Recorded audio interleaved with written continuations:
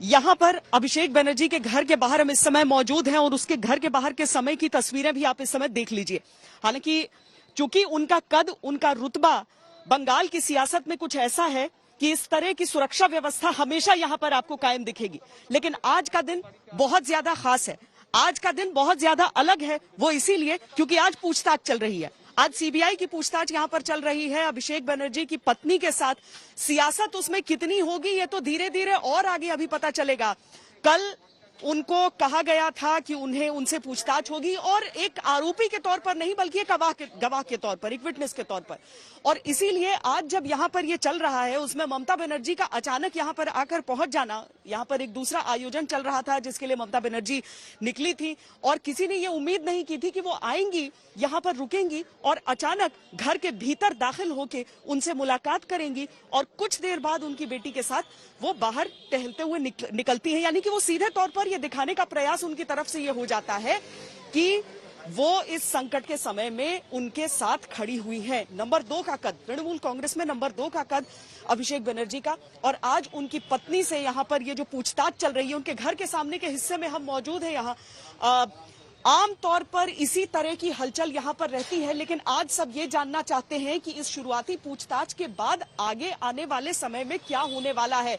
बड़ी खबर आज की यही है कि ये जो पूछताछ चल रही है, लगभग 45 मिनट की ये पूछताछ हो चुकी है और ये अभी आगे जारी रहेगी। सीबीआई की टीम यहाँ पर पहुंची है और उसके बाद से आप सुरक्षा बंदोबस्त भी वहां पर देख रहे हैं और भीतर जो पूछताछ चल रही है, इस चूंकि चुनाव का समय है तो ममता बनर्जी लगातार जो कार्यक्रम है, चुनावी कार्यक्रम, उनमें शामिल हो रही हैं।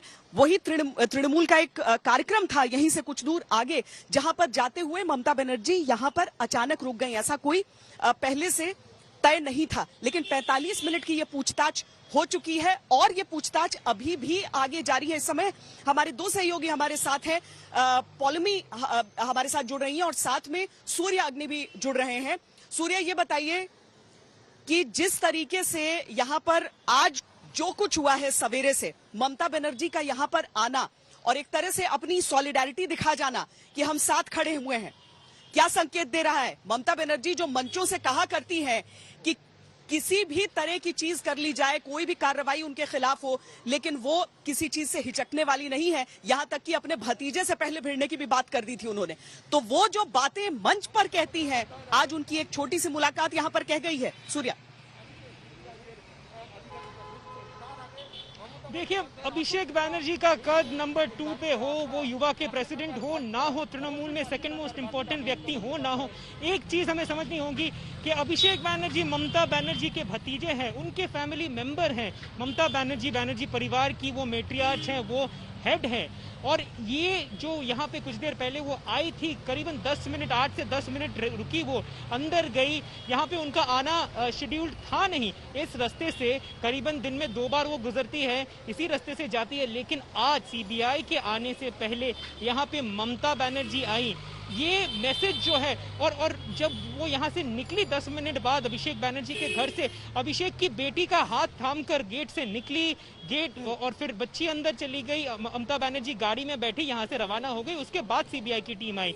इससे ये मैसेज जो ममता बनर्जी देना चाहती है कि इस परिवार के साथ वो है, ये उनका खुद का परिवार है, तृणमूल है, एमपी है, जो भी है अभिषेक बनर्जी, लेकिन इसमें कोई दो राह नहीं है कि अभिषेक बनर्जी ममता बनर्जी के भतीजे हैं। और इस सिचुएशन में अभिषेक की फैमिली के साथ ममता बनर्जी डट के खड़ी है। ये वार्ता देने ही आई थी, ऐसा समझ में आ रहा है, वरना ममता बनर्जी का आना यहाँ पे किसी ने शायद सोचा भी नहीं होगा कि इस सिचुएशन में, एक ऐसे सिचुएशन में जहां पे सीबीआई आने वाली है, उससे करीबन 10-15 मिनट पहले ममता बनर्जी खुद आ गई।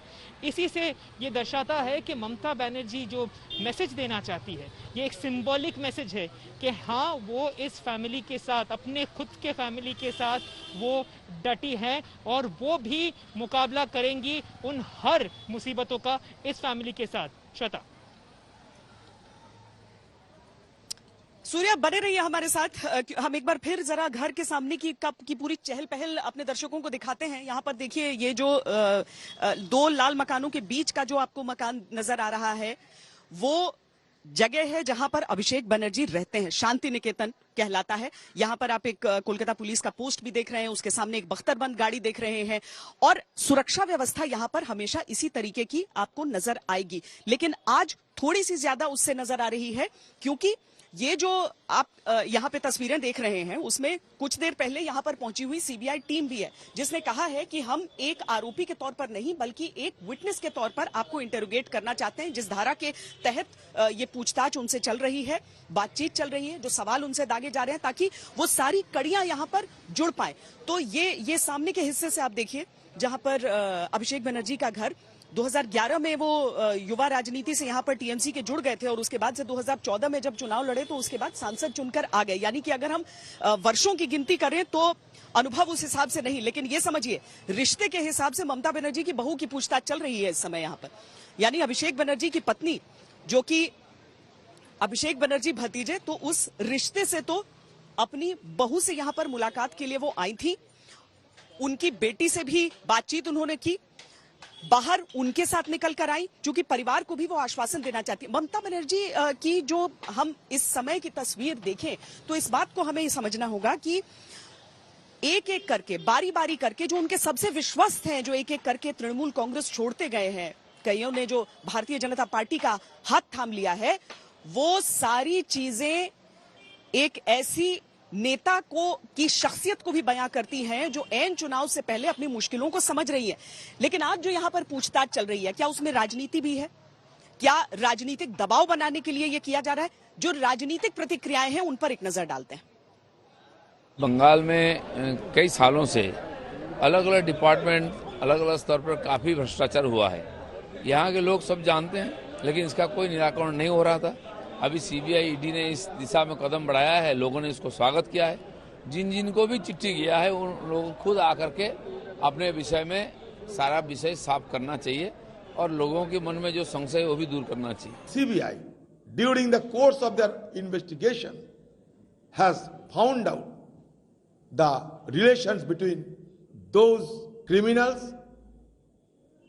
Those coal mafias, those cattle smugglers with the ruling party's political approach. एक ट्वीट किया है, उसमें अभिषेक बनर्जी का बयान है प्रेस कॉन्फ्रेंस में। उसमें उन्होंने कहा है कि उनकी पत्नी जन्म लग्न से थाई नागरिक है।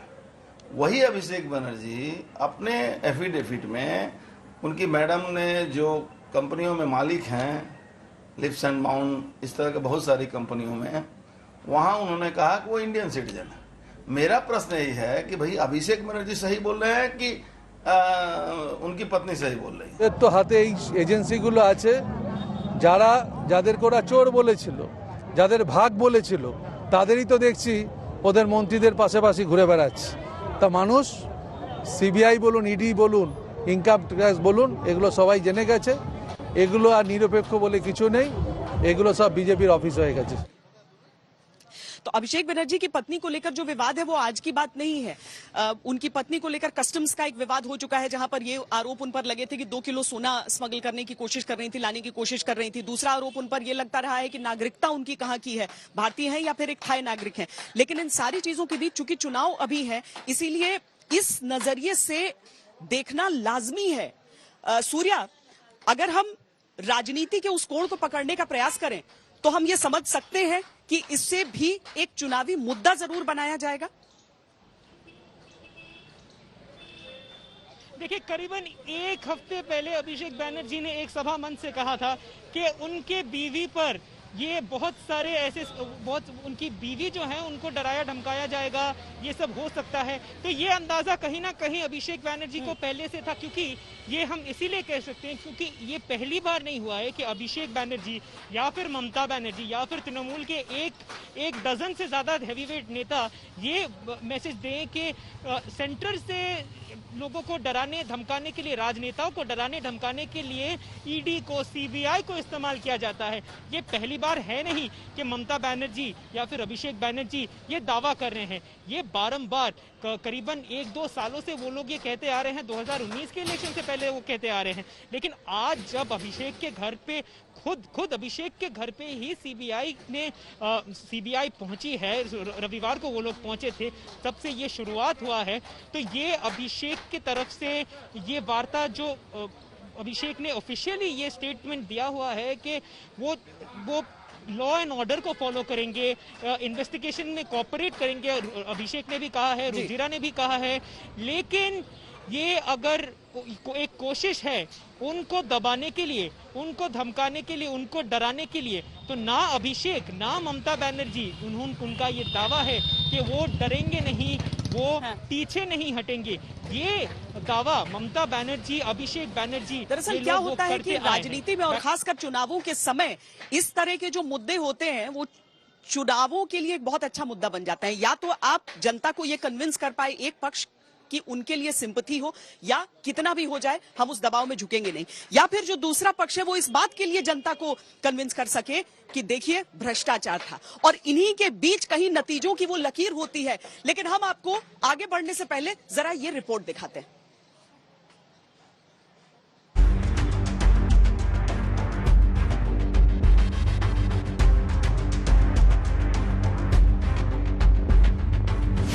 ममता के मंत्री, विधायक और सांसद पहले भी सीबीआई का सामना कर चुके हैं।